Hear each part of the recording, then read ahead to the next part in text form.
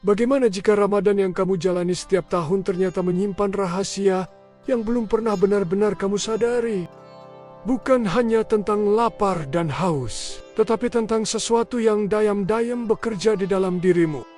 Tentang dosa yang perlahan dibersihkan, waktu yang seakan dilipat gandakan, dan kesempatan yang mungkin tidak akan datang dua kali. Kita mengalaminya setiap tahun, namun seringkali melewatinya begitu saja. Lalu pertanyaannya, apa sebenarnya yang sedang terjadi di balik Ramadan? Mari kita mulai dari sesuatu yang sering kita dengar, tapi jarang kita renungkan.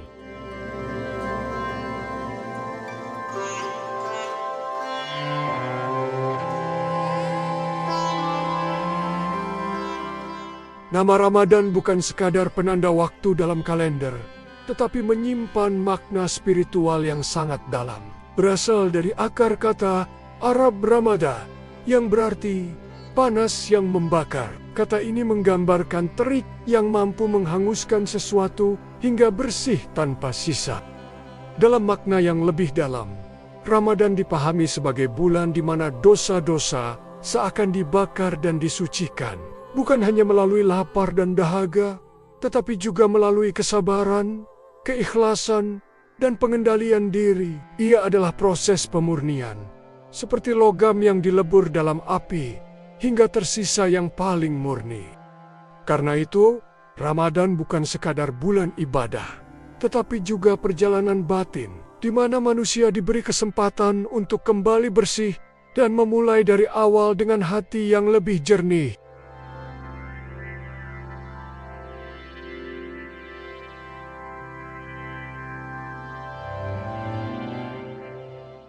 Wahyu pertama kepada Nabi Muhammad terjadi pada malam Lailatul Qadar, salah satu malam paling mulia di 10 hari terakhir Ramadan. Malam ini bukan sekadar peristiwa sejarah, tetapi momen ketika langit dan bumi seakan terhubung. Saat petunjuk pertama diturunkan sebagai cahaya bagi seluruh umat manusia.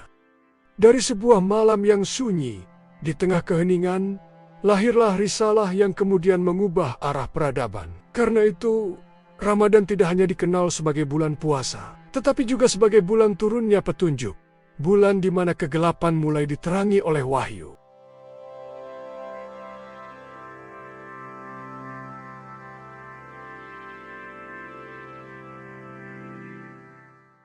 Satu malam ini memiliki nilai yang melampaui lebih dari 83 tahun ibadah.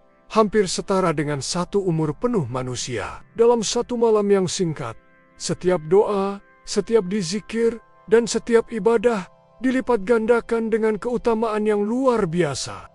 Inilah malam di mana waktu seakan dipadatkan, di mana kesempatan terbuka lebar bagi siapapun yang ingin mendekat dan memperbaiki diri. Karena itu, Lailatul Qadar bukan hanya tentang mencari satu malam, tetapi tentang kesungguhan hati dalam meraih keberkahan yang tidak datang dua kali.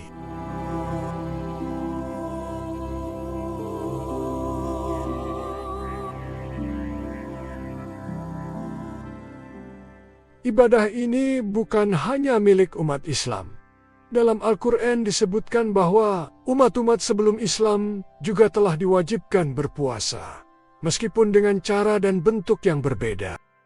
Hal ini menunjukkan bahwa puasa adalah bagian dari perjalanan panjang spiritual manusia. Sejak dahulu, ia telah menjadi cara untuk menahan diri, membersihkan jiwa, dan mendekatkan diri kepada Tuhan. Islam kemudian menyempurnakan ibadah ini, menjadikannya lebih terarah, seimbang, dan penuh makna.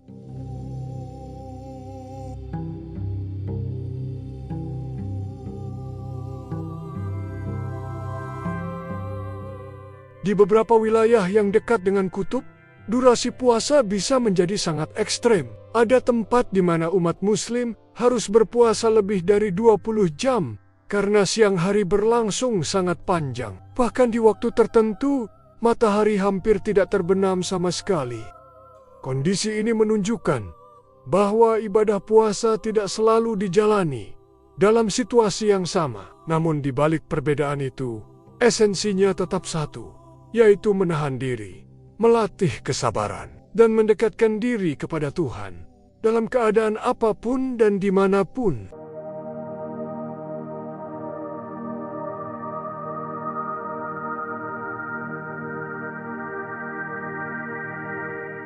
Dalam sebuah hadis disebutkan bahwa bau mulut orang yang berpuasa lebih harum daripada kasturi di sisi Allah secara lahiriah. Mungkin bau itu terasa tidak menyenangkan, tetapi dalam makna spiritual, ia menjadi tanda ketaatan dan pengorbanan.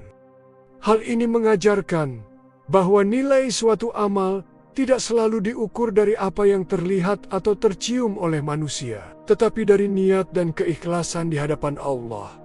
Bahkan sesuatu yang tampak sederhana pun bisa memiliki kedudukan yang mulia ketika dilakukan dengan iman dan kesungguhan.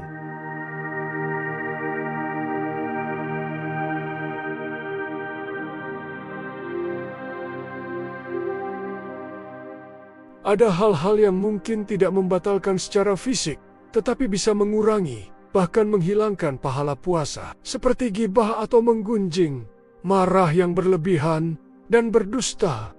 Puasa bukan hanya tentang menahan lapar dan haus, tetapi juga menjaga lisan, emosi, dan sikap. Tanpa itu, puasa bisa saja tetap sah secara hukum, tetapi kehilangan makna dan nilainya di sisi Allah.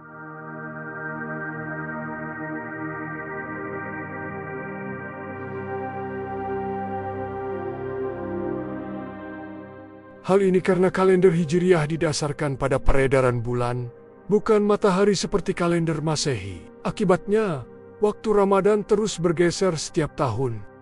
Karena itu, Ramadan bisa datang di musim hujan, kemarau, bahkan musim dingin di negara lain. Ia berkeliling sepanjang tahun Masehi, seakan mengajarkan bahwa ibadah tidak terikat pada satu musim saja, tetapi hadir dalam setiap keadaan dan waktu.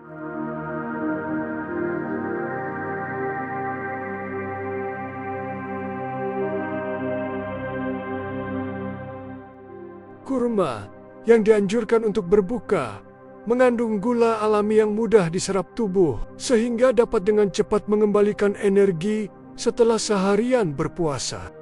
Di balik anjuran sederhana ini, tersimpan hikmah yang dalam. Apa yang diajarkan bukan hanya bernilai ibadah, tetapi juga selaras dengan kebutuhan tubuh, mengajarkan keseimbangan antara kesehatan fisik dan kebaikan spiritual.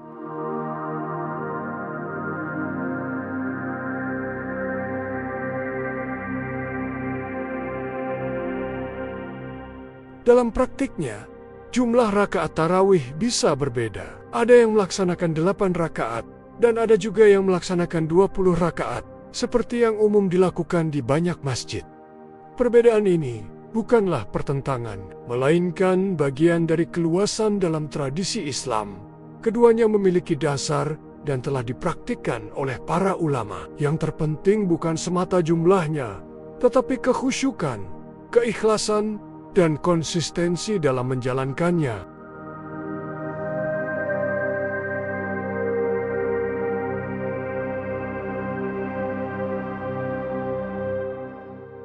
Dalam hadis disebutkan bahwa setan-setan dibelenggu, sehingga godaan mereka tidak sekuat biasanya. Namun, manusia tetap bisa berbuat dosa, karena sumbernya tidak hanya dari luar, tetapi juga dari dalam diri, yaitu hawa nafsu. Disinilah letak ujian yang sebenarnya. Ramadan memberi ruang yang lebih tenang, seakan mengurangi gangguan dari luar, agar manusia bisa lebih fokus menghadapi dirinya sendiri. Karena pada akhirnya, kemenangan terbesar bukan hanya melawan godaan setan, tetapi menaklukkan hawa nafsu yang ada di dalam diri. Pada akhirnya, Ramadan bukan hanya tentang berapa lama kita menahan lapar dan haus, atau seberapa banyak ibadah yang kita lakukan. Ia adalah tentang apa yang berubah di dalam diri kita, tentang hati yang mulai lebih tenang, lisan yang lebih terjaga, dan jiwa yang perlahan kembali kepada fitrahnya. Ramadan datang setiap tahun, tetapi tidak semua orang mendapatkan kesempatan yang sama untuk benar-benar merasakannya. Dan yang paling menyedihkan, bukanlah melewatkan Ramadan, tetapi melewatinya tanpa perubahan.